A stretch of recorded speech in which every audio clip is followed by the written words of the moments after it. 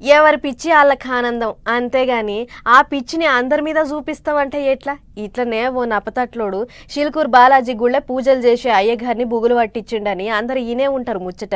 అబ్బో వాని భాగవతం చిన్నగా లేదంటుర్రు. ఇక చూడుర్రు ఏం చేసిండు, ఎట్లెట్లా వ్యవహారం నడిపించిండు అన్నీ బయటపడ్డాయి. గుడికొచ్చే భక్తులకు మంచి మంచి శుద్ధులు చెప్పుకుంటా అందరూ బాగుండాలి అని కోరుకుని అయ్యగారిని గట్ట చేస్తాడా?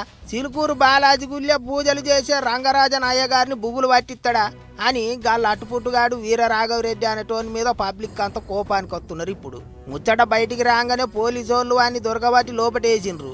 అయితే ఇంతకా కథ ఏంది, ఆ కార్యబట్టలేంది అని కార్వాయి చేస్తే కోసలేంద్ర ట్రస్ట్ అని ఓ పేరు పెట్టుకొని రామరాజ్యం ఆర్మీ తయారు చేస్తున్నాడట ఈ వీర రాఘవరెడ్డి. 5,000 మందిని జమ చేయాలని చూసిండట. ఇక రాముని పేరు చెప్తున్నారు కాబట్టి పబ్లిక్కు పనికొచ్చే పనులు ఏమైనా చేస్తున్నారు కావచ్చు అని జరంత మంది పైసలు కూడా ఇచ్చిండ్రాట. రామరాజ్యం ఆర్మీల షరీక్ అయితే ఒక్కొక్కరికి 20,000 జీతము ఉండనికే సవలతు చేస్తాం అన్నట్టు కూడా హామీ ఇచ్చిండట ఈ అప్పతాట్లోడు. మరి అంత కలిసి ఏం చేద్దాం అనుకున్నారో కానీ గిట్ల చిలుకూరు బాలాజీ అయ్యగారిని బెదిరించి పోలీసు వాళ్ళకి దొరికిండ్రు. ఇంకో దిక్కు రంగరాజన్ అయ్యగారిని రోజుకో లీడర్ పోయి పలకరించి వస్తాండ్రు. ఇప్పటికే సీఎం రేవంత్ సార్ కూడా ఫోన్ చేసి మాట్లాడిచ్చిండు. మంగళవారం మంత్రి శ్రీధర్ బాబు సార్ పోయిండు. చిలుకూరు బాలాజీ గుడికాడ బందోబస్తు పెంచాలని ఆర్డర్లు వేసిండ్రాట. చిలుకూరు బాలాజీ ఆలయానికి సంబంధించిన ప్రధాన అర్చకుడు సౌందర్య రంగరాజన్ గారి పైన జరిగిన దాడిని ప్రభుత్వం తీవ్రంగా ఖండిస్తూ ఉంది.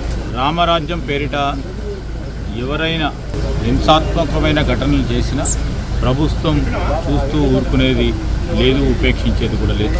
దాడులు చేసిన వారిపై కఠినంగా ప్రభుత్వం వ్యవహారం చేస్తుంది కాదన్నట్టు ఏమైనా ఉత్తగా అయ్యగారిని బెదిరించుడేంది, దౌర్జన్యం చేసుడేంది, వాని మైల పొల్లు తీయాలి, ఈపులన్నీ సాగు చేయాలి అని కోపానికి వస్తున్నారు పబ్లిక్. ఆ సంఘం ఏంటిదో దాని కథ ఏంటిదో చూసి దుకాణం బంద్ పెట్టియాలి అన్నట్టు గరం అవుతున్నారు. పోలీసు వాళ్ళు కూడా గదే పనిలో ఉన్నారట ఇప్పుడు.